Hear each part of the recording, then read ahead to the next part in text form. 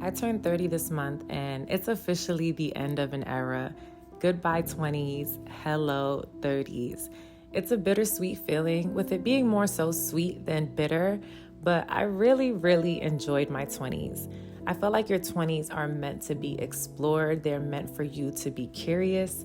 They're meant for you to try new things, to explore different parts of your personality, to bring on new friendships, new relationships, and really see how it is you want to make your mark in the world and how you want to navigate this world. I definitely feel like I started off my 20s thinking that I knew what it was I wanted to do, who it was I wanted to be, and where it is that I wanted to go.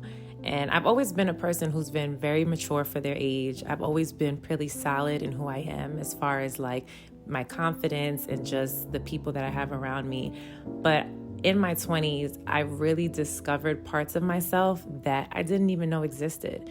I didn't realize how creative I was until I started becoming a content creator and just really exploring my love for music and my love for different art forms that I didn't even think could be considered as creative. I didn't know how much I would love traveling the world, from going to different countries like Panama, Costa Rica, the Bahamas, Poland. I mean, just all different kinds of places that I never knew my feet would touch foot on. I really appreciate having that freedom and that time to just really go out and fly out to new places, learn new cultures, meet new people, and have those memories that are going to last forever and ever.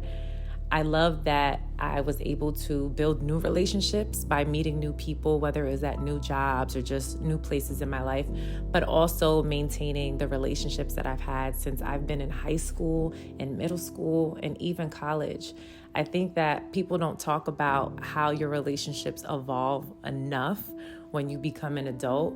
You grow so much, you go into different seasons, whether you move to a different city or you're just, building a family, or you just have a different outlook on life. Not everyone is meant to be in every season of your life. And then there's people in your life that you never knew would make it to your present day, and they're there. So I really love that I have my family and the friends that I've had since middle school and high school till this day.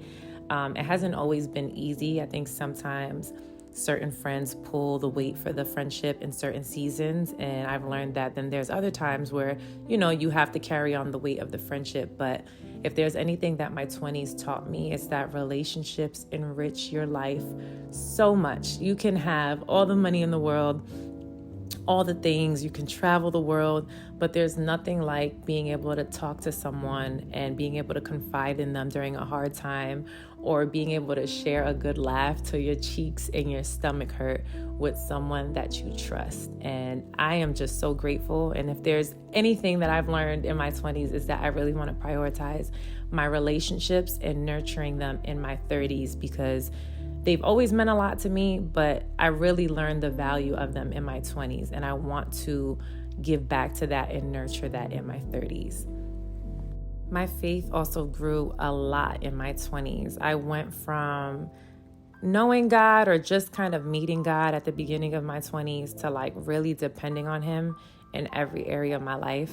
My walk hasn't been perfect. It still isn't. But if there's one thing I can say about my 20s, is that I was really seeking a relationship with God. I was really looking to grow my faith and to just grow my spiritual walk. And I'm going to continue to bring that into my 30s and for the rest of my life, honestly. But I think my 20s were very pivotal, because I went from being a baby in my faith to kind of understanding like, okay, this is something that I want to have in my life, and this is something that I'm reliant on. This is something that I fully depend on, and it's almost the lens that I look out of when I navigate my day-to-day life. It's not an accessory. It's not something that I have on the side table. It's really the foundation of my life, and my 20s allowed for that, whether it was through real life experiences or just listening to other people's stories and their faith journey.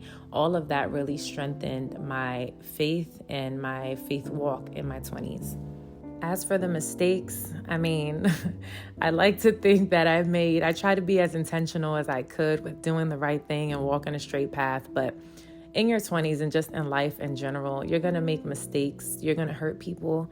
People are going to hurt you. You're going to get it wrong. And as someone who tends to be really, really hard on themselves, I can honestly look back and say that I don't regret any of it. Like, I think that all of it added up to where I am now and who it is that I want to become. Are there certain walks that maybe I wish could have been avoided or could have been less painful? Sure, but the fact that I'm still here today and that I'm able to like reflect on it and come out of it with a level head just goes to show that, you know, life is about ebbs and flows, and everything is not going to be perfect all the time.